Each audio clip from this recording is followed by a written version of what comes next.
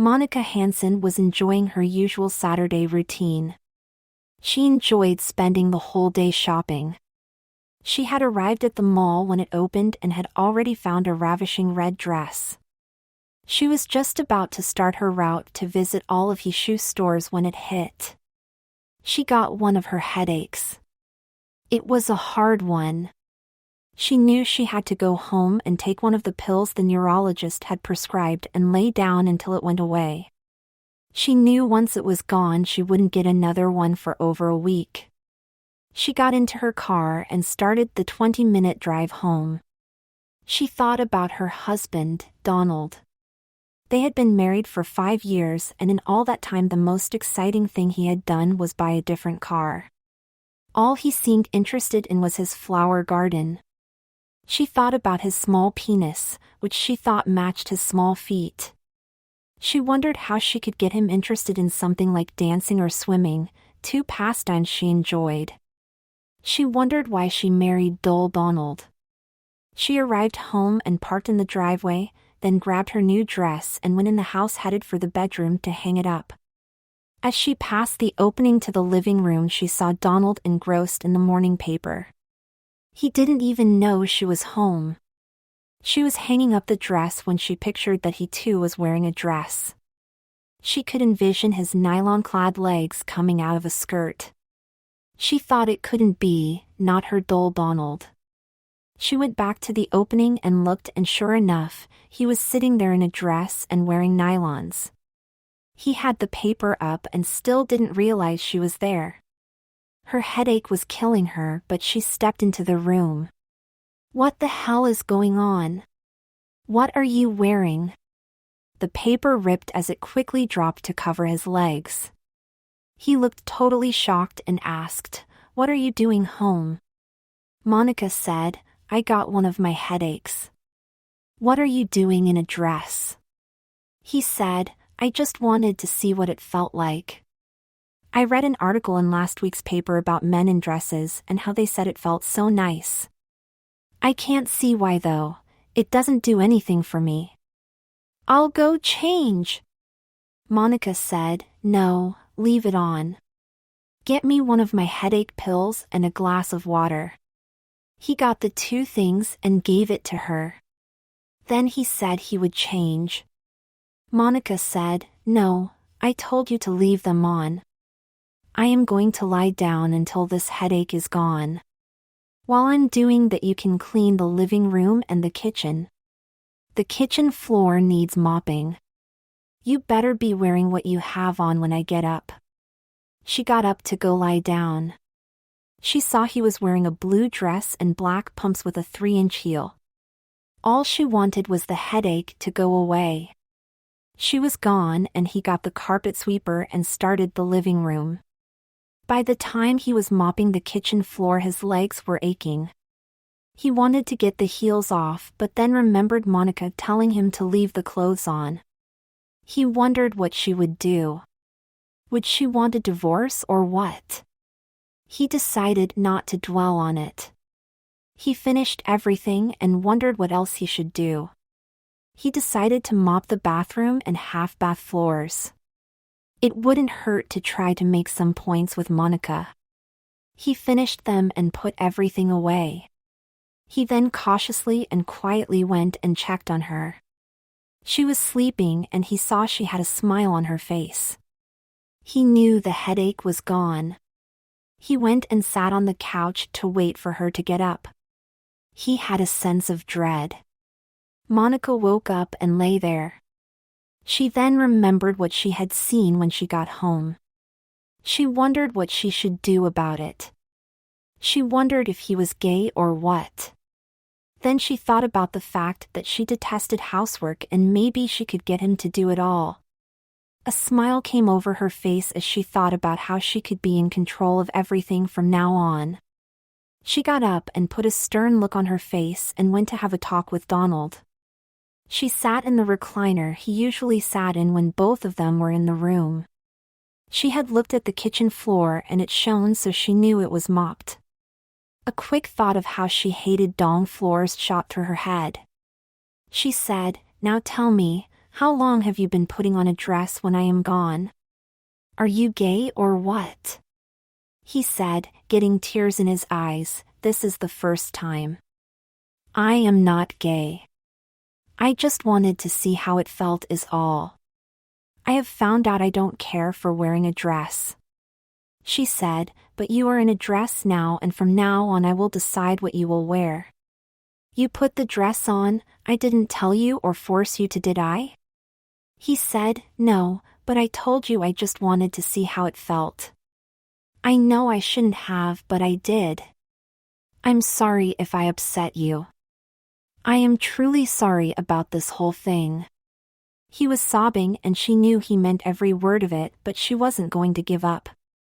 She said, you haven't experienced everything a woman experiences. You are going to give it a chance. I have decided that. I'll also decide when you can return to your men's clothes. Now, follow me. She led him into the bedroom and had him sit on her vanity bench. She proceeded to make up his face. When she was satisfied, she asked him where he got his dress. He told her he saw it at Walmart for $5 and picked it up. She asked him where he got his bra and what was it stuffed with. He said, all the rest of the clothes are yours.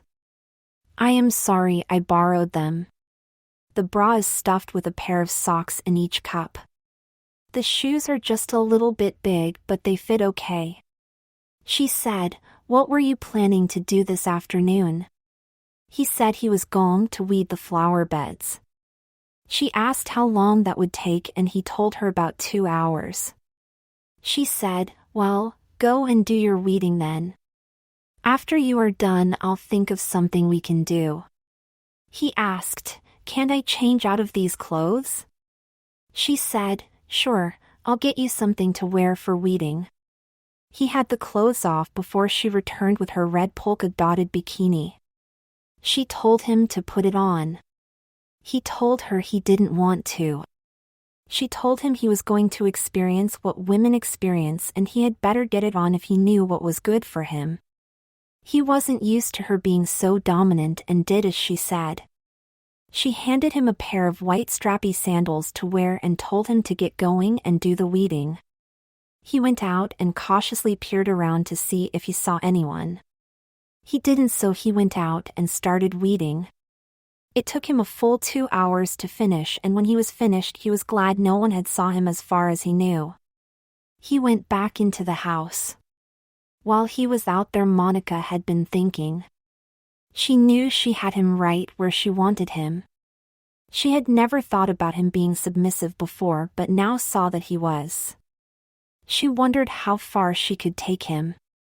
When he came in, she told him he was to change. She went with him into the bedroom where she had laid out a blouse and skirt outfit with pink underwear. She told him to put it all on as they had some shopping to do. He protested that he couldn't go out wearing a skirt. She asked, you don't want to wear a skirt, would you rather wear shorts? He said yes, and she handed him a pair of black shorts trimmed with white lace around the pockets and leg openings. She told him not to waste time getting dressed as the stores were open for 3 more hours and they had better get going. Dismally, he put the shorts on and then a pair of black sandals with a 2-inch heel. She handed him a clutch purse, telling him she had put everything he needed in it. Quickly she had him in the car and they were on their way. She pulled into a 5-store strip mall, and when they had parked he said, I can't go anywhere like this. Please let me stay here. She said, would you rather go to the big mall where there are a lot more people? Reluctantly he got out and followed her into a store. Once inside he saw it was a wig outlet. He looked around and there must have been 300 wigs there. Monica led him down 3 aisles before she stopped at a wig that caught her eye. She was feeling it when a woman came up to them. The woman asked if she could help. I am looking for a wig for my sissy husband here. I want one in his hair color, maybe medium length and curly. The woman asked if she wanted human hair or synthetic material. The woman said synthetic material was easier to take care of. Monica told her the synthetic sounded fine. The woman led them to the next aisle and produced a wig that was a perfect match for his hair color and had scads of curls. She produced a wig cap and soon had it on his head. He was blushing deep red as she did this. Monica said it was perfect and they bought it.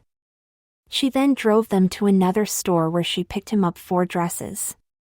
When he asked why he needed so many dresses, Monica told him before she was done he would probably have more dresses than she did.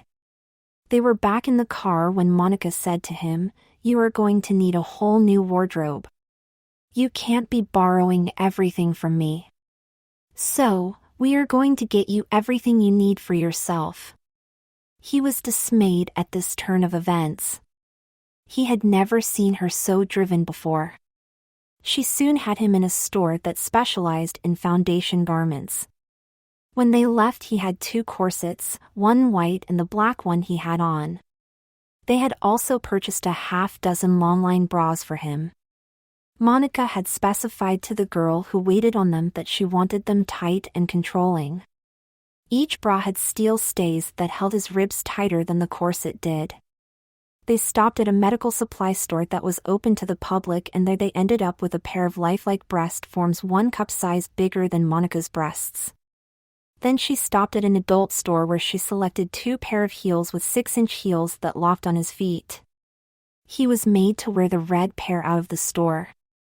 The other pair was a black strappy pair with 6-inch heels. He had wondered where he would ever wear them but didn't say anything. He could only take minuscule steps in the red ones.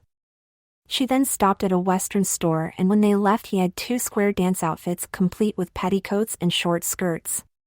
Monica told him they were going to take up square dancing. They had also gotten him a pair of white cowgirl boots with a 3-inch heel. She parked in front of a beauty salon that had a sign stating they were open for 2 hours yet. Monica took him in and told the lady she wanted her husband to have a complete facial if there was time. The lady said there was time, and Monica told her what all she would like done if possible. The lady told her it was no problem. He stood and stared at the floor as they were talking. He was wondering when it would all end. He was escorted to a chair and was surprised when the girl took his wig off and started giving him a haircut. Suddenly he felt her shaving his head. He asked what she was doing, and she told him she was shaving his head so they could glue his wig on. He was in shock and didn't realize a girl had come and put his fingers into a bowl of liquid. He was in a daze as they worked on him. He yelped in pain when they plucked his eyebrows. He didn't know what was all going on, but he knew somehow that he was being changed and he didn't like it. He made himself not resist them, however. He wondered why he didn't just get up and walk out. Something made him sit there submissively. When they were done, he saw a not bad-looking woman in the mirror.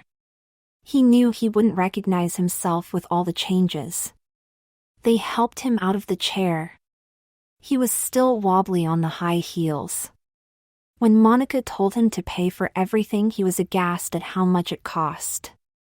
He had trouble getting out his credit card due to the ultra-long fingernails that had been attached to his fingers.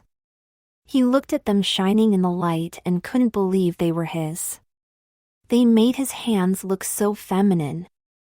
They were on their way home when Monica noticed a women's clothing store still open. It was one she had never been to before. They stopped and went in. She immediately spotted some women's slacks with a back zipper. She picked up a pair of black and charcoal gray ones for him. They had no pockets in them. When they got home, Monica told him to put his new clothes away. While he was doing that, she was thinking how when she met him she was applying for a job at his company. She thought she was so lucky to be marrying the boss. She quit working 6 months after they were married as the business was doing great and there was no reason for her to go to work. She thought how she missed it, not going to work every day. She missed the company of her coworkers and the good times they had together. When he was done, she told him to sit down. He sat and she said, "You are going to wear women's clothing for the foreseeable future. I will decide how long you will wear them. Do you understand?" He said he understood, but what about work? She continued, "You will wear what I tell you. You tell me you understand, then you question it."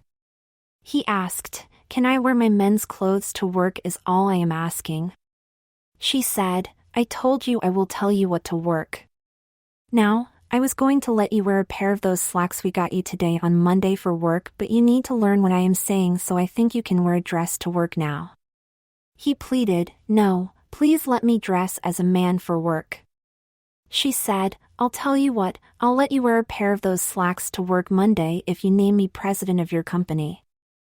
I have been thinking of going back to work and I think I can handle the job of president. After all, your secretary does most of the work anyway." He asked, "What about me, what am I supposed to do?" She said, "I'll look, and I think I can find something for you to do. I'll let you wear slacks until you no longer do the job of a man. Then you'll wear a dress. Understand?" He didn't and said so, and she explained that when and if he wasn't doing the job of a man he would be wearing a dress or blouse and skirt. He finally told her he understood but couldn't see why he had to name her president of the company. She said, "I am in charge here, right? So I am going to be in charge at work also. I will be in charge of you no matter where you are. Can't you see that?" He understood and told her so. She said it was time for him to take his bath. She went into the bathroom with him and did his bath, adding floral-smelling bath salts that she knew would remain with him for quite a while. She told him to shave everything below his neck. He did as instructed. He was going to leave the bathroom when Monica walked in. She showed him how to dust himself with perfumed powder. He hated the smell of powder but didn't say anything. She gave him a pair of powder blue panties trimmed with lace to put on. Then she produced the corset for him to put on again. He asked why he had to put that on and she told him it was to train his body. She laced him up so tight he had to take very shallow breaths. She finished by having him put on a floor-length blue satin nightgown that was liberally trimmed with ruffles and lace. He was in a state of despair. He slept fitfully, and when he awoke on Sunday morning he was very unhappy with the way Saturday had gone. He vowed to have a talk with Monica. He went into the bathroom to do his morning shave, and when he looked at his face it still had all his makeup from the visit to the beauty parlor. He tried to wash it off but it didn't come off. He decided he would have to ask Monica how to remove it. He shaved, and when he finished and went in the bedroom he saw Monica was awake in bed. She said, "I think I'll have a glass of orange juice and a couple pieces of buttered toast. You can bring it to me here." He didn't say anything but went and made the toast and got her orange juice. He figured he wanted her in a good mood when he talked to her. He took her breakfast to her. She said, "While I am eating you can get dressed. Put on your white bra and panties set and you can wear your white slip with the lavender dress. Then put on the beige stockings. You should be able to hook them to the garters on your corset. If you have trouble I'll help you, but you have to learn to dress yourself. Your black strappy high heels will go good with your outfit." He said, "I have to talk to you. I want to dress as a man today." She said, "I'll tell you what, you can dress as a man today if you agree to wear what I told you to wear today tomorrow. Of course that means no slacks tomorrow." He said, "Yesterday I did something wrong. You are taking it a lot further than I ever would have. This has to stop. I am telling you, yesterday was the only time I ever did something like that. Now, tell me, how do I get this makeup off?" She said, "That makeup is on for at least a week to 10 days. They put on their special long-lasting makeup. You will have your beautiful face for at least that long. Now, do you want to look like a man in makeup today, or do you want to look like a person who is supposed to be wearing makeup? Knowing he was defeated, he got dressed as she said. Monica was feeling pretty good about herself. She knew she had him and she wasn't going to let go of Dole Donald. She finished breakfast and called him to get the dirty dishes. He picked up the tray and took it to the kitchen and put the dishes in the dishwasher. Monica came out singing a song he didn't recognize. She looked at him and said, "We have some more shopping to do today. You know, it's funny, I enjoy shopping for you as much or more than shopping for myself. Get your purse so we can get going." He got his purse and soon they were at the big mall. He could only take small short steps in the ridiculously high heels. She led him to a dress boutique that specialized in dresses for the working girl. By the time they left, he was carrying 6 more dresses. She had him stop at an earring kiosk to get his ears each pierced in 3 places, and she picked out some earrings for him. Then she took him to one of the anchor stores where she picked out a woman's watch for him. It came with a matching bracelet.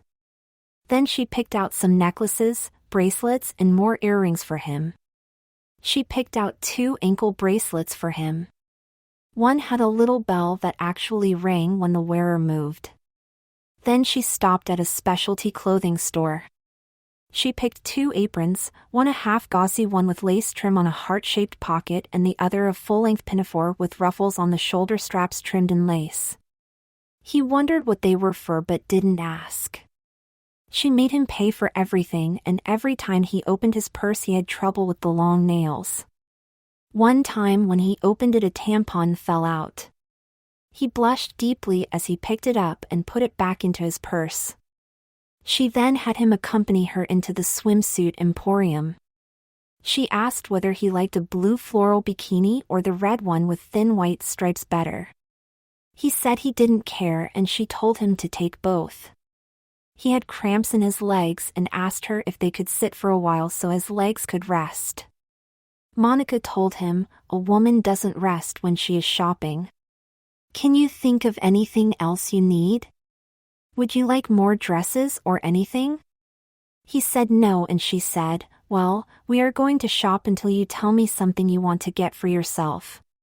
You have to pick the store and pick what you want. Then we may or may not go home." They were walking the wrong direction to be going to the car. His legs ached more and more. Finally, he asked to stop in a jewelry store. He asked if he could get a black ribbon choker with a cameo on it. Monica said it was beautiful and he should get it. When they left the store, they were still going away from where the car was parked. Finally, she turned into a store that sold fancy dresses. They looked at evening gowns. He told her an emerald one would look good on her. She agreed it was a beautiful gown and said she was going to get it. Then she told him to pick one out for himself. He looked and looked but couldn't find one that caught his eye. Then he saw a lavender one in crushed velvet. Monica checked and it was available in his size. She asked him if he really wanted this one. He said yes. She told him to ask her nice if he could get this one to wear. It was one of the hardest things he ever had to do, but he asked, "Monica, can I please get this one to wear, please?" Monica said, "I can't say no to your pleading. You can get it if you promise me you'll wear it tonight when we go out to eat." He promised, and they walked out with both dresses. They headed back to the car. He was loaded down with packages and she walked fairly fast. It was very hard for him to keep up to her. He heard his heels clicking on the marble floor. He was amazed no one paid any big amount of attention to them. They were back in the car and he said, "It feels good just to sit. My legs are killing me." Monica said, "I don't want to hear any complaining about your legs. I walked as far as you did and you don't hear me complaining. Do you?" I am going to teach you not to complain. I am going to stop at Fleetwood Mall and we will do some shopping, then you can walk home from there. He said, that's 3 miles. Come on, have a heart. I was just saying my legs hurt. You are wearing flat shoes and I am wearing heels. Monica said, would you like to get out here? It is only about 5 miles from here to home. He sat quietly pondering his fate. He knew he had to do something to change her mind, but what could he do? He didn't know. She stopped in at Fleetwood Mall and they looked at more dresses but didn't buy any. He was thankful for that. They walked the entire length of the mall. When they were at the far end, Monica told him he could start walking home.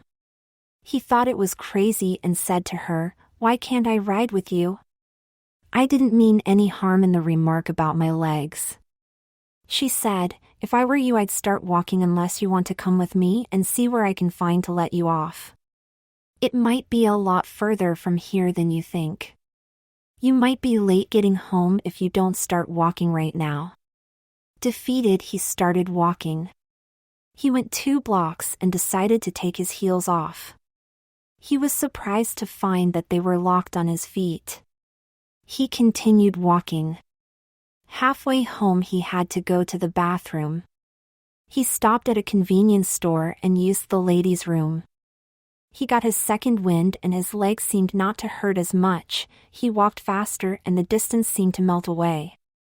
Finally, he was on his own block. He walked up to the front door and tried the door. It was locked. He rang the bell. It took Monica at least 4 minutes to finally answer it. He entered and she said, it's about time you got home. Go make up the bed. You didn't do it this morning. Change the bed linens while you're at it. He went to do as she said. He made up the bed and dropped the bed linens down the laundry chute. When he went back by Monica, she told him to do the laundry and hang the stuff outside when it was washed. She told him while it was washing he could cut some flowers for the table. He went and did as she said. When he came back into her and sat down, she asked how he could sit there when there was so much to be done. He asked what she was talking about and she told him to clean the stove in the kitchen. He slowly got up and went to do what she had said. She watched as he got up and she could see he was hurting, but she wasn't about to let up. She thought, let the sissy see what it is like being a woman. She heard him busy cleaning the stove. She called him in by her. He came in and sat down in the recliner. She said, I didn't say you could sit down. You sit when I tell you that you can sit. Now get up. I have something that I was thinking about to talk to you about. We can't be calling you Donald when you are dressed like that, can we? He said, I don't know. Donald is my name. We shouldn't have to change it. She said, do you have a favorite feminine name? You know one that you like or that sounds nice? He said he couldn't think of any. She said, your name was Donald Lewis Hanson. We'll have to think if we can come up with the same initials. I have it, we'll call you Deborah Lynn Hanson. How does that sound? He asked. Why do you have to change my name? I don't think it is necessary. I just can't see why you insist on changing my name. She said, you promised to go out wearing that evening dress. Do you want me to call you Donald in front of the waiter or host or waitress? He said, no, that would be very embarrassing. She said, then your name is Deborah Lynn Hanson. Okay? He said it was all right and she asked him what his new name was. He answered Deborah Lynn Hanson. Monica said, that is the only name you will use from now on. Do you understand? He said he did and she sent him back to finish his cleaning. He was cleaning and wondering what was going to be the end result. He wondered how he would get out of all of this.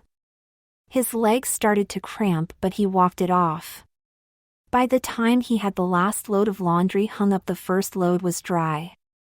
He took it in and was folding it when Monica came out and took quite a bit of it and told him to iron it. He got an ironing board out and started ironing. He wondered why it had to be ironed, as he couldn't remember Monica ever ironing anything. By the time he had that much ironed, the rest of the wash was dry.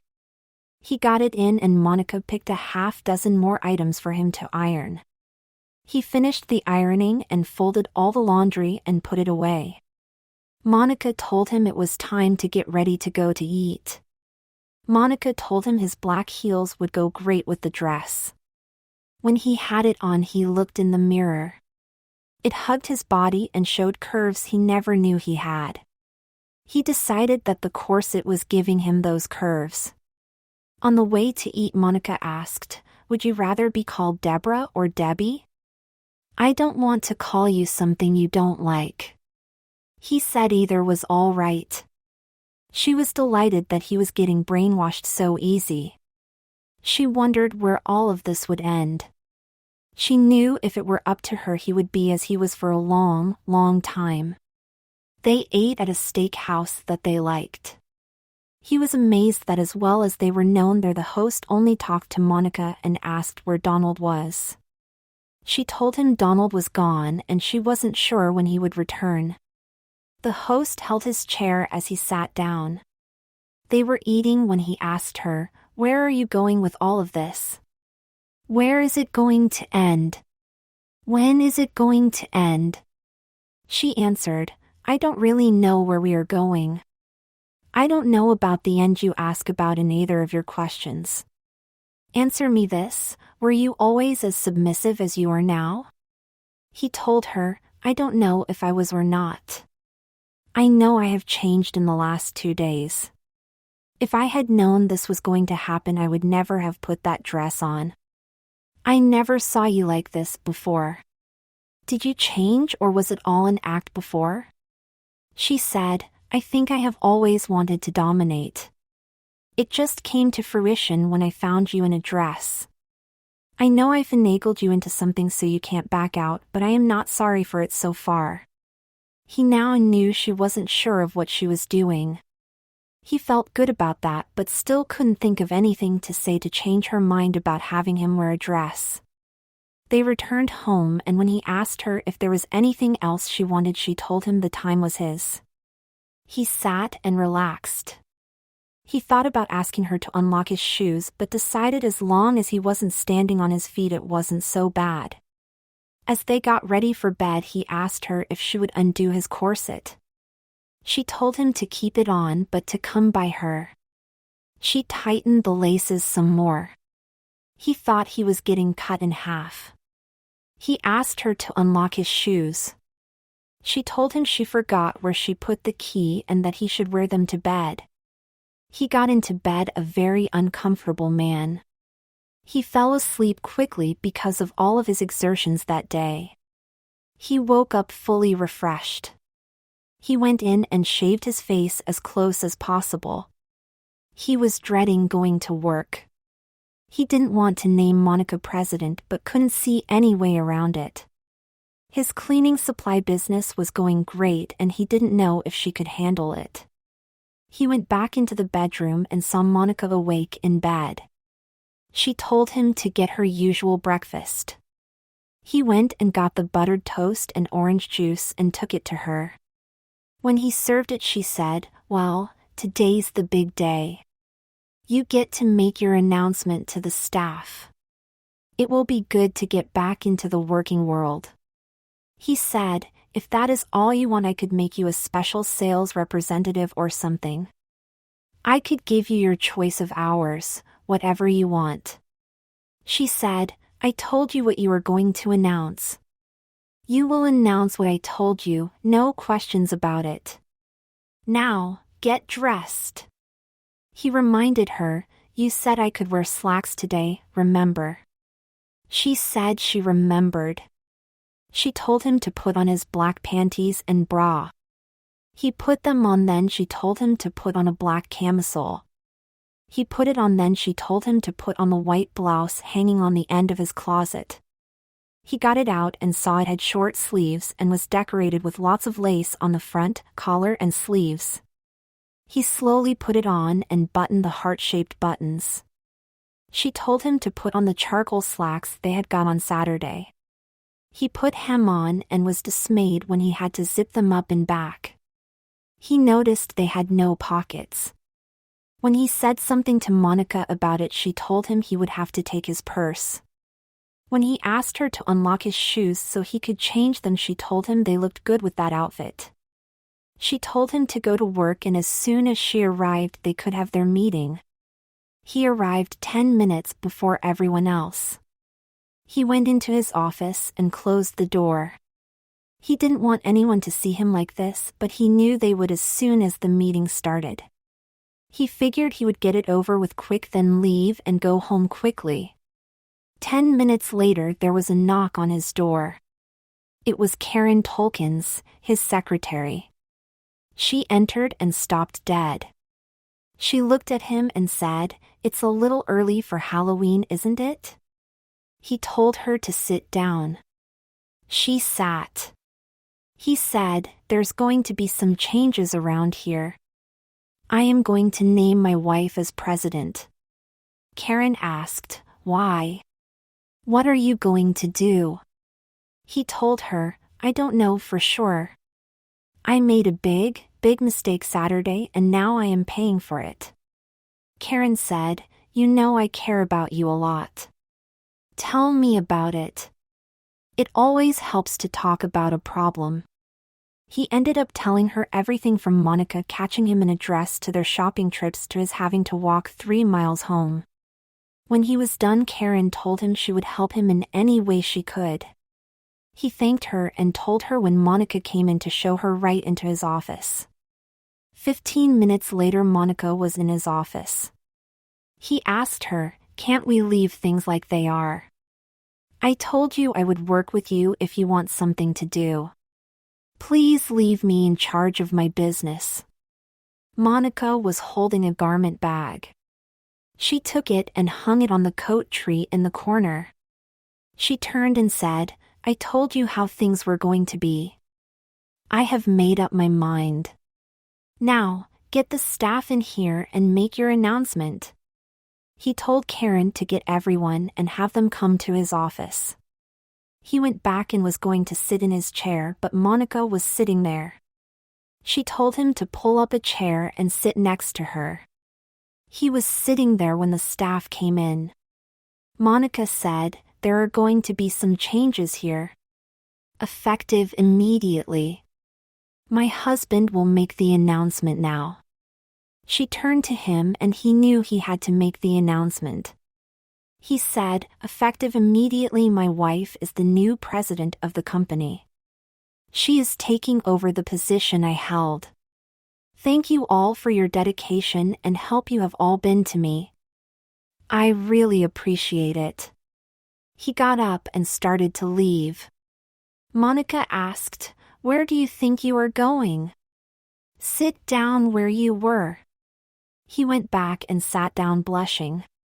Monica said, "I don't expect to make any personnel changes that will affect any of you as far as your employment is concerned.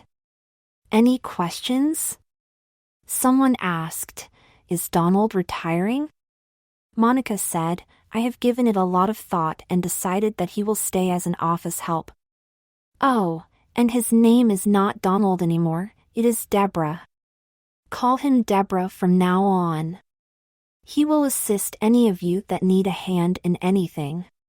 Someone said, "That sounds more like an office girl. You know, the one who serves coffee at break and does menial things around the office like going to get things for the rest of the office." Monica said, "That is it exactly. If any of you need anything, he will be glad to do it for you. Won't you, dear?" He was in shock. He couldn't answer. He sat there and stared blankly. Monica dismissed the staff and he sat there in a trance. Monica shook his shoulder and told him he had better get to work. He said, You never said anything about me staying here. I can't do what you said. She sharply said to him. You will do as I said, and you will do whatever any of the staff tells you. I brought you a change of clothes so you will look the part. She unzipped the garment bag and he saw she was holding a red dress and black slip. She told him to get his blouse, camisole, and slacks off. He got them off and she tightened his corset some more. She was happy at how his hips stood out now. She helped him into the slip and dress, then zipped up the back. Then she told him to get out in the office and help. He was leaving when she called him back. She handed him the half apron, telling him to wear it at break when he served coffee. She handed him his purse, telling him he knew where the lockers were for it. When he stepped out of the office, he could tell every eye was on him. He looked at the floor and went to the women's restroom and put his purse in an open locker. He went back into the office and stood there. He knew it was 5 minutes to break time, so he put on the apron and went to get the coffee ready. When the staff came in for break, he asked each of them how they wanted their coffee. He served it, not saying anything to anyone. Everyone seemed to ignore him. He was relieved about that. He took off his apron and went back into the office area. At first it didn't register, but he heard Carla calling Deborah. He realized she was calling him. He went over by her. She told him to sit down by her desk. He sat down, wondering what was coming. Carla said, I don't care what clothes you are wearing. You were always good to all of us. If we ever needed anything, a day off or a small advance in pay, you helped us. We have talked it over and we are behind you all the way. No one knew what to say to you, so I am speaking for everyone. We feel sorry for you. We want to help any way we can. All you have to do is tell us what you want and we will do anything in our power to help you. We just want you to know that. He sat there for over 5 minutes, then finally started to talk to Carla, saying, What happened, happened. I have to stand up for myself, but now is not the time. I don't know what my wife has in mind, but I have to trust she will change her mind. She has told me she doesn't know where we are headed, but I know if I go for a divorce she will get half of this business and it will close down or have to be sold. I don't want that. Carla said, You have our support whatever you decide. We all love you and don't want to see you hurt. He said, Speaking of hurting, how do you get used to these heels? My legs are killing me most of the time. Carla laughed and told him she didn't think a woman ever got over hurting after wearing heels for a long time without changing shoes. They both laughed. Carla asked him, Do you want to join us for lunch? He declined for today but told her he might in the future. He got up and went over to a chair sitting by itself in a quiet corner of the office. He sat there thinking about where he was at. He was very happy with what Carla had said to him. He felt better about things knowing the staff appreciated him, but that didn't change what the real problem was. He looked around and saw a lot of the staff was looking at him. He felt self-conscious and blushed. Katie, another girl, called him. He went over by her. She asked him if he could do a favor for her. She wondered if he could get her a present for her boyfriend. She thought maybe a book on auto racing, as he was into watching races on television. She told him to use his best judgment.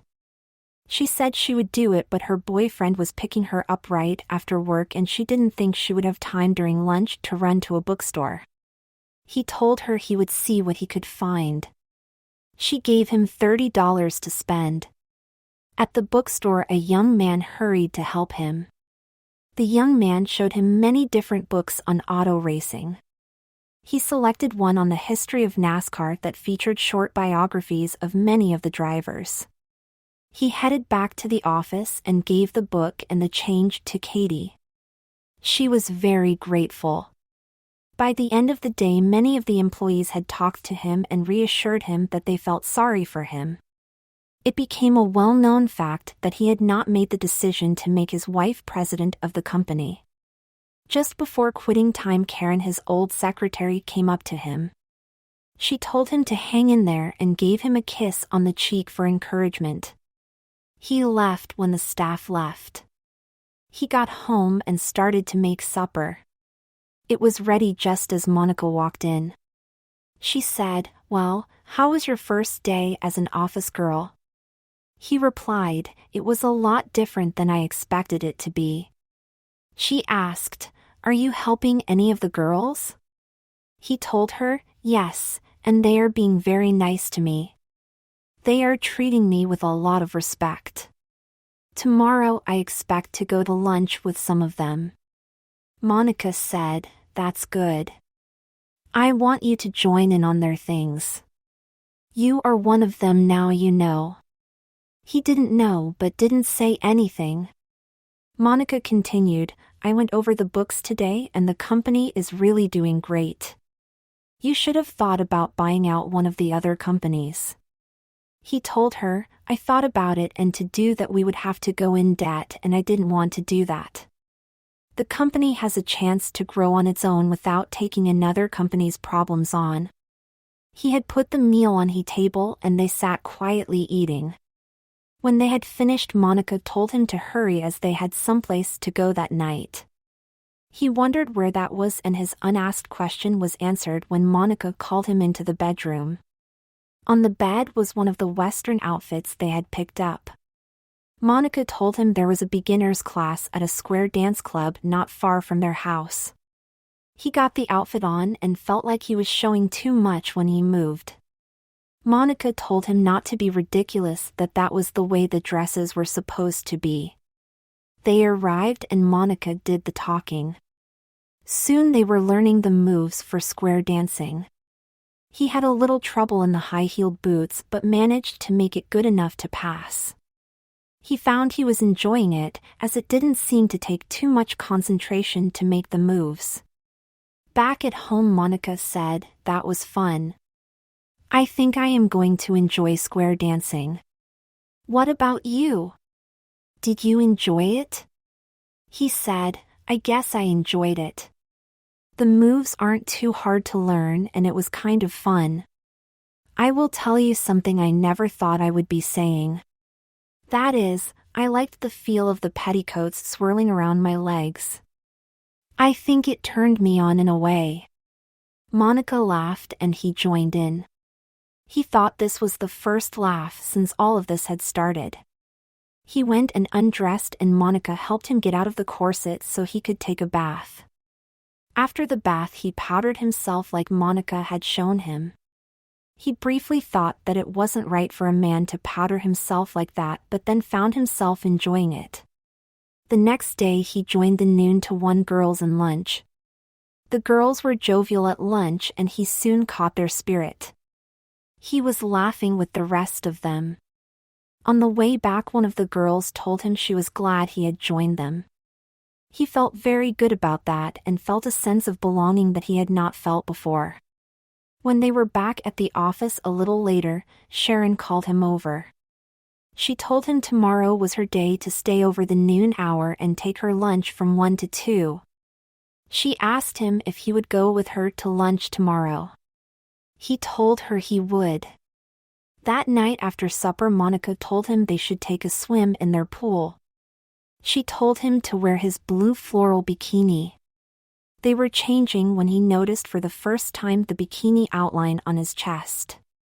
He said something to Monica about it and she laughed, telling him it was from when he weeded the flower gardens.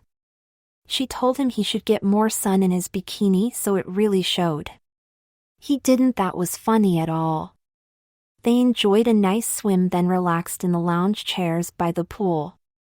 As they were relaxing, Monica was telling him about her day. She said, "We got a new corporate customer today. We got Temper Industries. They will be buying a lot of cleaners. They had asked about a special cleaner that we don't carry, but I found a source for it, and now they are happy that they can get all of their cleaners in one place. He said, "Very good. I am proud of you. How much will we have to carry in stock?" She said, "I don't know. I didn't find out. I'll check with them tomorrow." I never thought about that. The next day he joined Sharon for lunch. They were just starting to eat their lunch and enjoying small talk when Sharon told him there was something that was bothering her. Sharon said, "I have a real good friend who is having an affair." She feminized her husband to cover her affair. I think she did it to justify her affair. You don't think your wife has a man friend on the side, do you? He had never thought about anything like that. He told her he honestly didn't think so. He said she spends most of her time at home except for her Saturday shopping trips to the mall. Sharon said it wouldn't be the first time someone had a Saturday husband or wife. I just had to tell you about it as I really like you and I don't want to see you hurt any more than you are now. Karen told us about what had happened. I don't think it was odd that you wanted to see what it felt like to wear a dress. He said, "Thank you for your support. I was really worried about how the staff was going to take it. As far as wearing a dress goes, I am finally seeing some advantages to it. Everyone that matters to me is being so kind to me. I really can't believe it." Sharon said, "You never were aggressive, but you always tried to help any of us who needed anything. You were the best boss I ever had. I know I'll never have another like you. I am going to tell you something I don't want anyone else to know. I told my boyfriend what happened to you. I told him that he could use some feminine training and he agreed that he got a bit on the macho side from time to time. I convinced him to put on a dress. You know what happened. He told me wearing a dress felt sexy to him. I have had him in a dress 3 times so far and he is becoming more concerned with the things that interest me. He is now more caring and looks out for me more than he ever did before. I know he is doing it for me and that he loves me. Now all I have to do is wait for him to ask me to marry him." Donald said to her, "You have my wishes that everything turns out the way you want. I like each of the staff for different reasons. I think I know them better than most bosses know their people. That is one thing that was lost when my wife became president. I'll tell you something, the reason I just didn't walk out when I was reduced to being an office girl is because I wanted to see what was going to happen to the staff I built and trained." They had finished eating and it was time to get back to work. They were back at work for about an hour when Monica came out of her office and told Karen she had one of her headaches and was going home to take a pill to get rid of it. She said she wouldn't be back for the rest of the day. He had heard his wife telling Karen and his feelings were hurt that she didn't say anything to him. 15 minutes later the phone rang and he heard Karen answer it. He saw a look of alarm come over her face. He hoped she wasn't getting bad news, as he knew her son had been in trouble with the law on several occasions.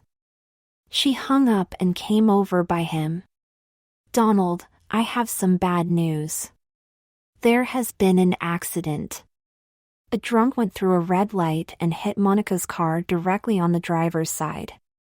She has been taken to Highland Hospital. The woman who called said she is alive but hurt badly. You should go to the emergency room and they will fill you in." He left immediately, and when he got to the ER he had to show proof of who he was before they would tell him anything about his wife. Then they told him she was in surgery, that her hip and shoulder were definitely broken, and they were going to check for any internal injuries. A police officer came up to him and told him where Monica's car had been towed. He said he had been on the scene and that they had to use the jaws of life to get her out of the car.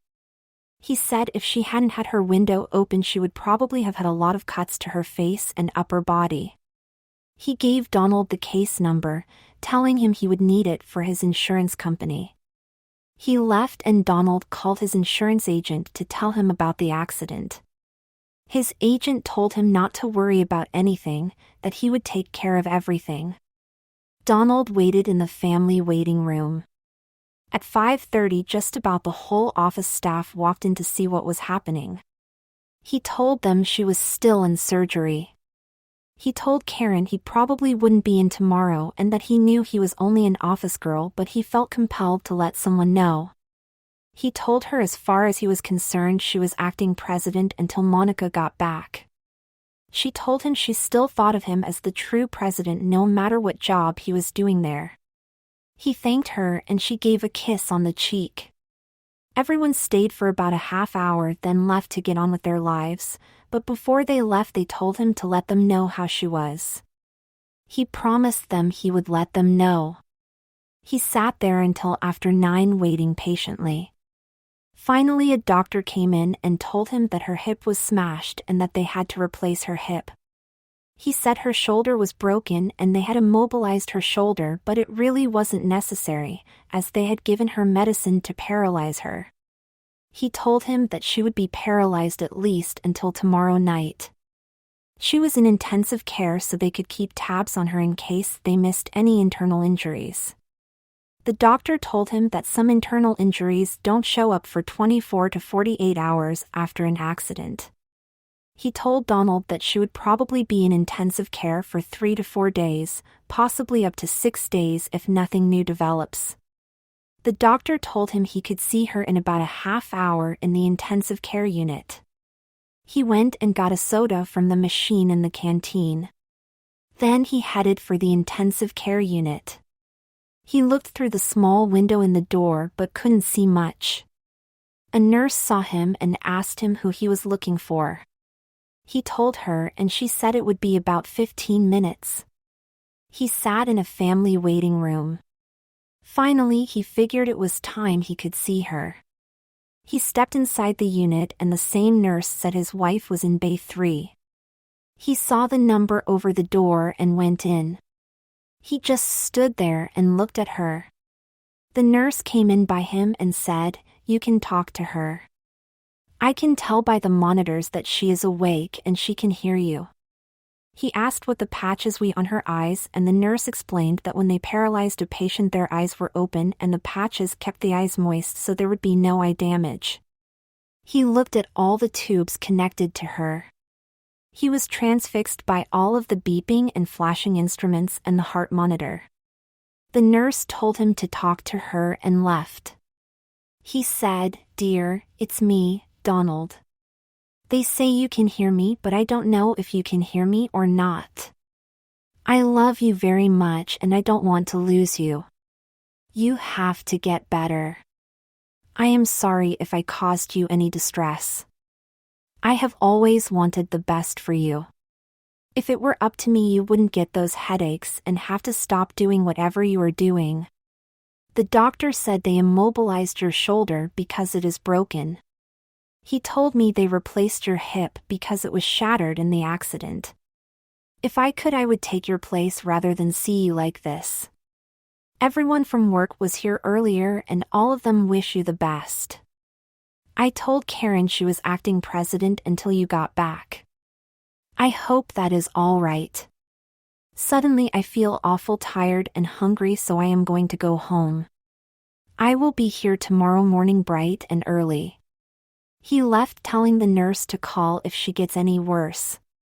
The nurse assured him they would call if there were any big changes. The nurse told him he looked like he needed some sleep. He agreed. At home he made himself a cheese sandwich and had a glass of milk. He finished eating and just sat there wondering what was going to happen with Monica. Finally he got up and went to go to bed. He put on a nightgown and laid down. Suddenly he couldn't fall asleep. He was worried about his wife. He started sobbing at the thought of losing her. He fell asleep sobbing. He woke up 6 hours later. He got up and hurried to get dressed. He put on a crimson knit dress that had blue flowers embroidered on it. He put on a pair of black flats and left to go to the hospital. He was backing out of his driveway when he saw a police car blocking his path. It was the officer who had talked to him in the hospital. He came and told Donald that he was switched from second shift to the day shift and was just checking to see if he was home to give him a copy of the police report. Donald thought that was very nice and told him so. Donald then asked him if he thought it was odd that he was wearing a dress. The officer said, "In my line of work you run into everything. I have stopped maybe 4 other men who were wearing a dress when I stopped them. It was usually for a tail light out or something minor. It don't make any difference to me who wears what. But I will tell you this, I never heard of any police officer having trouble with a man in a dress." Donald thanked him again and the officer told him he hoped his wife got better soon. He arrived at the hospital and when he got to Monica, the nurse said she was sleeping. He stood and watched her. A doctor came in and checked some things on her and then told him that she was doing fine. Her blood tests were excellent and given her age she should make a full recovery. He told him that they would withdraw the paralyzing agent that afternoon and by 3 she should be alert and able to talk. He told Donald that she was a very lucky person to have survived a crash like that. He told him that he had gone to see the car she was in because the police officer told him he was surprised she was living when they got her out. He told Donald he wished everyone were as lucky as she was. The nurse came in and told him she was still sleeping. He asked how she knew and she pointed to one of the monitors and said, "That is the same as they use in sleep labs. That way we can tell when and how a person is sleeping. Your wife is sleeping deep. It will be a while before she wakes up." Donald decided to stop in at work and tell everyone about Monica. When he arrived, he was bombarded with 100 questions. He asked Karen if she could get the whole staff together so he could tell everyone at the same time. She said she would be glad to. When everyone was there, he started, "Well, Monica is going to make it. She has a broken shoulder and they had to replace her hip that was shattered in the crash. They have her paralyzed so they can see if she has any internal injuries. As of a half hour ago, it doesn't look like she does. They are going to let her come around this afternoon and we'll have to see then how she feels. I really can't thank you all enough for your support in all of this. You all are the greatest and I mean that from the bottom of my heart." Everyone told him how glad they were that it wasn't any worse than it was. Everyone else had left when Sharon came up to him and asked, "She wouldn't know if you dressed as a man, why didn't you?" He smiled, then chuckled and said, "I can't find the breast removal solvent." They both laughed and Sharon told him he looked very nice in the dress he was wearing. He left, then went to the body shop where they had towed her car. When he looked at it, he couldn't see where anyone would fit inside the car. He thought it was a miracle she survived at all. He stopped at home. He looked at himself in the mirror and decided he had to change into something nicer for when she awoke. He looked through the closet and couldn't decide on any of the dresses hanging there. On impulse, he decided to go shopping for a new one. At the second store he visited, he found exactly what he was looking for. It was a pale pink dress trimmed with 3 white lace rows running sewn the upper front and had lace trim on the collar and sleeves. It had a full skirt that the saleslady said would look wonderful with a full petticoat underneath. He stopped by their jewelry collection and picked out a set with pink stones that included a necklace, bracelet, and dangly earrings. He also picked up another lady's watch to wear. He returned home to change, and when he had the entire outfit on, he looked at himself in the mirror. He felt pretty when he saw his reflection. For some unknown reason, he felt good and relaxed, looking at himself in this outfit. He then decided his black shoes didn't do the outfit justice. It was 10 o'clock and he was heading back to the hospital. Again, on impulse, he stopped at a shoe store, telling the woman there he was looking for a pair of pink heels to match his outfit. 5 minutes later, he was wearing pink pumps with a 3-inch heel. He was leaving the shoe store and noticed a beauty parlor right next door. He stopped in there and asked if they had time to do his face so he would look nicer. The girl told him they could take him right away. She asked him what he wanted and he told her he would lever it up to her. She started to do him up. When she finished 45 minutes later, he looked at himself in the mirror, and if he didn't know it was him, he wouldn't have recognized himself. The girl told him she gave him the bridal special. He told her that whenever he wanted to feel really pretty, he would be back for her to do it again. He tipped her generously. He felt great as he dumped the box with his old shoes in the back seat of his car. He headed for the hospital. The nurse said she was doing great and that they had just given her the last shot of paralyzing agent and that it would wear off in about 3 hours. He decided to go to the hospital cafeteria for lunch. He was eating lunch and thinking about how Monica had reacted when she caught him in a dress. He thought about how things probably should have been different. If only he had stood up to her more. He then thought about where things were now and decided they weren't so bad. He knew he'd enjoyed feeling pretty today and wanted to continue having those feelings. He thought Deborah is a pretty name, and maybe it wouldn't be so bad after all to be called that. He walked out of the cafeteria humming "I Feel Pretty" from West Side Story. He was still humming it when he got to the intensive care unit. As he entered, the nurse looked at him and smiled. He entered Bay 3 and looked at his wife lying there. His love for her was overwhelming. He saw her twitch her nose like it itched, but she didn't move her arms. He lightly scratched her nose. He saw her lips move just a bit. He thought to himself, she is saying thank you. He said, they tell me they are going to withdraw some of your medication and that you will be able to wake up and talk. Before you can talk, I have to tell you I love you very, very much. I know you will have pain and I wish I could do something to make it go away, but I know there is little I can do in that department. Please let me help you however I can. He saw her lips move a little bit more than before. He stood there for 5 more minutes, then when he looked at the sleep monitor he knew she was sleeping. He left telling the nurse he wanted to be there when she came out of the paralyzing agent. The nurse said it would be a half hour yet before they would bring her out of it. Finally, it was time. He stood there nervously as the nurse rubbed her hand and he saw her stir. Then the nurse called her name. She slowly said, "Yes." The nurse removed the patches on her eyes and told her there was someone there who wanted to talk to her.